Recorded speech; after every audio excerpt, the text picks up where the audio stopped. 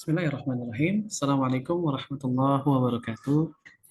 Teman-teman semua, kembali bertemu dengan saya Ahmad Komarudin dalam pembelajaran berdiferensiasi. Nah, setelah kemarin kita sudah sama-sama belajar tentang apa itu diferensiasi konten, maka di kesempatan yang kedua ini kita akan sama-sama belajar tentang apa itu diferensiasi proses.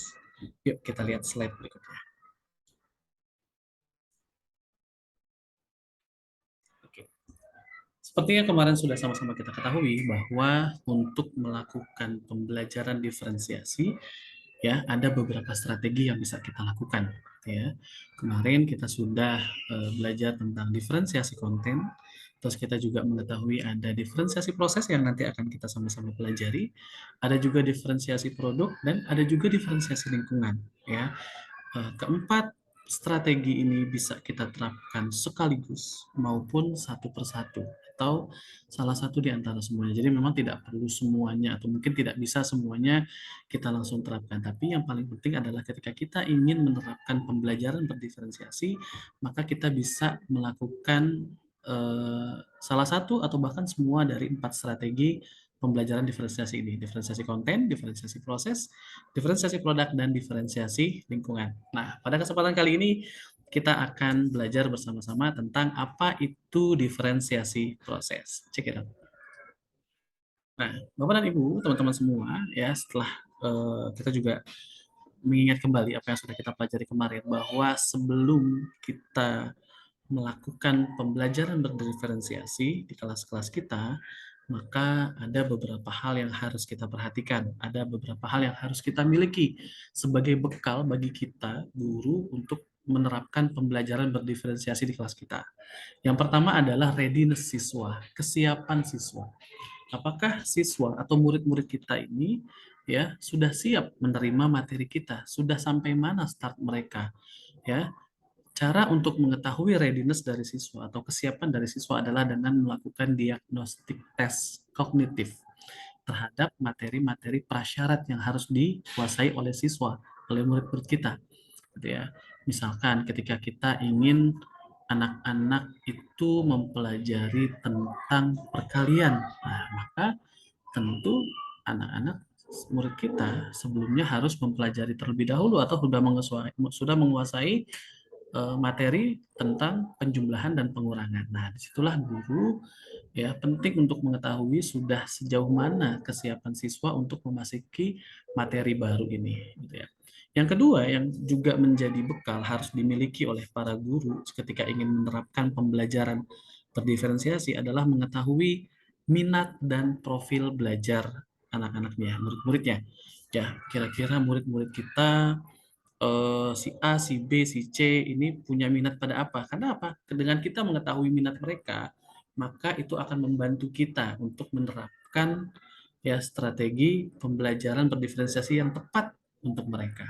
Ya, dan kita juga perlu tahu bagaimana profil belajar mereka, seperti apa modalitas belajar mereka, apakah mereka visual, kinestetik, audio, gitu ya, atau mereka, atau kita juga mungkin bisa mengetahui eh, kecerdasan mereka berdasarkan multiple intelligence ya. Nah, dari situ dengan bekal eh, hal itu ya guru-guru diharapkan, kita semua diharapkan bisa memberikan aktivitas yang tepat ya, bisa melakukan pendekatan yang tepat, strategi pembelajaran yang tepat untuk setiap anak dengan segala macam keunikan yang mereka miliki.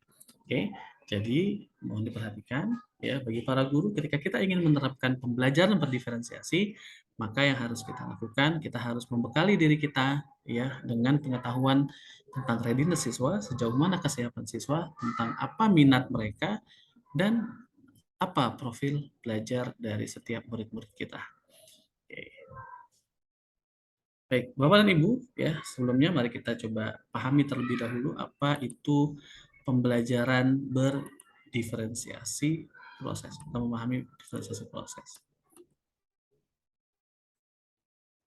Oke, proses mengacu pada bagaimana murid akan memahami atau memaknai apa yang dipelajari. Ya, kalau kemarin kita tentang diferensiasi konten, konten itu adalah apapun atau pengetahuan, keterampilan yang dipelajari oleh siswa. Nah, proses ini adalah bagaimana cara murid-murid kita memahami atau memaknai apa yang dipelajari tadi. Ya, bagaimana caranya murid agar bisa mendapatkan ya materi, menangkap, menerima materi, pengetahuan, keterampilan yang kita ajarkan. Ya, guru memahami apakah siswa belajar mandiri atau kelompok.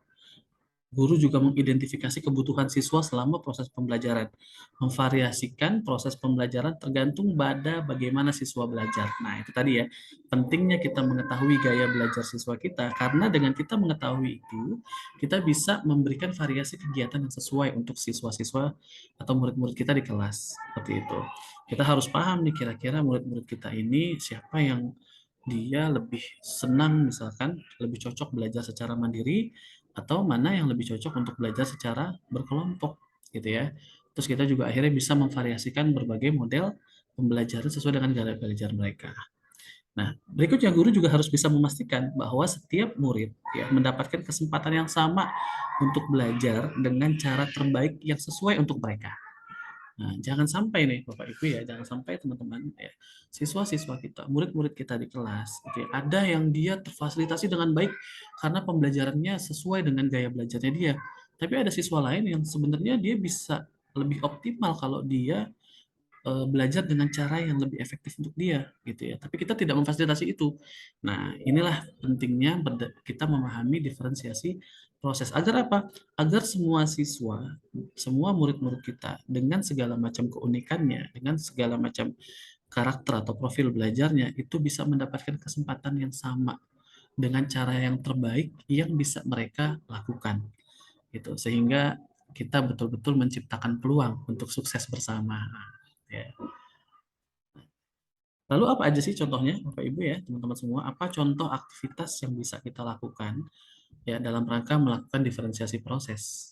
Nah, yang pertama adalah melakukan kegiatan berjenjang. Apa itu kegiatan berjenjang? Kegiatan berjenjang ini maksudnya setiap siswa bekerja atau belajar untuk mendapatkan pemahaman yang sama, namun dilakukan dengan tantangan dan kompleksitas yang berbeda. Gitu. Jadi tujuannya sama nih, learning outcome-nya sama, target pembelajarannya sama, gitu ya. Tapi beda siswa, maka beda tantangan dan kompleksitas yang kita berikan. Gitu. Karena masing-masing siswa tadi, ketika kita mengetahui sejauh mana readiness-nya, ya maka dengan bermodalkan readiness siswa, kesiapan siswa tadi, pengetahuan tentang kesiapan siswa, maka kita bisa memberikan tantangan yang berbeda untuk tiap siswa. Nah, itu ya Bapak Ibu ya. Kemudian, ya cara kedua yang bisa kita lakukan adalah memberikan pertanyaan panduan melalui sudut minat. Ya, memberikan pertanyaan panduan atau tantangan melalui sudut minat untuk mendorong siswa mengeksplorasi materi pembelajaran. Contohnya seperti apa? Misalkan kita saat ini sedang belajar tentang peraturan. Ya, kita belajar tentang peraturan nih. Misalkan untuk anak-anak yang suka olahraga atau misalkan dia suka bola, gitu ya, kita mengenal yang misalkan si A, si B, si C suka bola nih, suka sepak bola. Kita bisa mulai dengan pertanyaan, menurut teman-teman, kalau kita bermain sepak bola itu ada peraturannya nggak? Oh, kan kalau kita masuk dari sesuatu yang diminati oleh siswa, biasanya siswa itu akan lebih tertarik untuk menjawab. Siswa itu akan lebih tertarik untuk memperhatikan, gitu ya. Kita bisa membayangkan ya ketika misalkan kita buat pertanyaan seperti itu, kita membuat pertanyaan, apakah dalam sepak bola itu ada peraturan? Anak-anak yang menyukai sepak bola akan dengan sigap mengatakan, ada. Terus bagaimana kalau apakah peraturan itu harus ditepati? Apa saja contoh peraturan dalam sepak bola? Mengapa peraturan itu harus ditepati dan lain sebagainya? Kita bisa mengeksplor ya dengan apa namanya pertanyaan-pertanyaan pemantik seperti tadi yang sesuai dengan minat anak-anak gitu. Jadi penting ya kita ketika kita mengetahui minat anak dan kita bisa masuk ya, kita bisa masuk materi kita melalui minat anak tersebut, maka itu akan jauh lebih efektif dalam rangka menarik ya interest mereka, dalam rangka menarik perhatian mereka terhadap proses atau aktivitas pembelajaran yang akan kita lakukan. Yang kedua, Bapak dan Ibu, teman-teman semua, ya yang bisa kita lakukan adalah kita memberikan durasi waktu yang cukup untuk menyelesaikan tugas, khususnya untuk mereka yang mengalami kesulitan belajar. Nah, kita harus memberikan waktu, pastikan kita cukup nih, ya jangan kita menjadikan siswa yang cepat ya, tanda kutip ya, siswa yang cepat, misalkan dia bisa menyelesaikannya dalam 10 menit, maka kita memberikan waktu 10 menit untuk semua siswa. Nah, ini kita harus bijak dalam memberikan durasi waktu. Kita harus menjadikan siswa yang tanda kutip lambat, mungkin ya, atau butuh waktu lebih lama untuk menyelesaikan tugas. Seperti itu. Jangan sampai mereka yang lambat ini akhirnya tidak terfasilitasi untuk menyelesaikan tugasnya, tantangannya, hanya karena durasi waktu yang kita berikan sangat terbatas. Lalu yang berikutnya, kegiatan yang bisa kita lakukan adalah dengan mempersiapkan pembelajaran yang variatif. Ya, sesuaikan dengan gaya belajar visual, auditori, dan kinestetik gitu ya. Usahakan sebisa mungkin proses pembelajaran kita ini mengakomodir itu semua. Ketika misalkan kita ingin melakukan pelajaran misalkan ya tentang lingkungan gitu ya, kita bisa mengakomodir siswa yang visual misalkan dengan kita berikan video pembelajaran, untuk yang auditori misalkan kita bisa sampaikan dengan penjelasan, untuk yang kinestetik misalkan kita ajak mereka langsung ke lapangan melihat lingkungan gitu ya. Nah, jadi dengan memvariasikan kegiatan, kita sama saja memberikan kesempatan kepada semua siswa untuk menangkap pelajaran atau untuk menerima pemahamannya itu sesuai dengan gaya belajar mereka.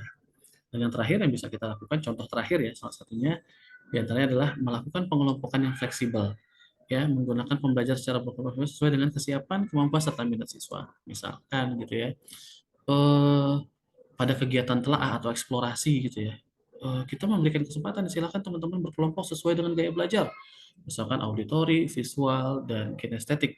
Nah, aktivitas yang dilakukan oleh mereka pun juga disesuaikan dengan gaya belajar mereka. Nah, hal ini diharapkan bisa meningkatkan efektivitas pembelajaran, efektivitas penyerapan materi atau eksplorasi yang mereka lakukan. Seperti itu.